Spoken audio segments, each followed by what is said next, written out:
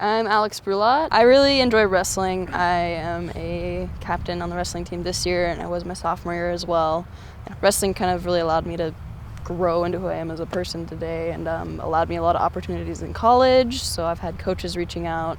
And I have a sister who's 8 years old currently, and I really think that not having the Levy pass now will really hurt her later down the road, because she won't be able to even have the opportunity to, play sports, do extracurricular activities, and even take some of the classes that I was able to take when I was in high school.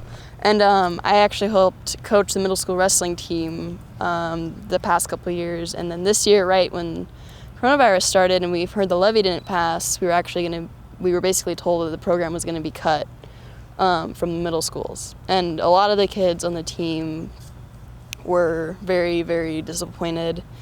Because at that point, none of us really knew what was going to happen, and we didn't have any idea of, well, is the pandemic going to affect this? Is the Levy going to affect this? And so kind of being told that sports weren't going to happen the next year really, really hit them really hard. And just seeing that, knowing these are the kids that are going to go into high school next year or the years after I'm gone, and they won't have that opportunity to learn and grow, not only as wrestlers but as people.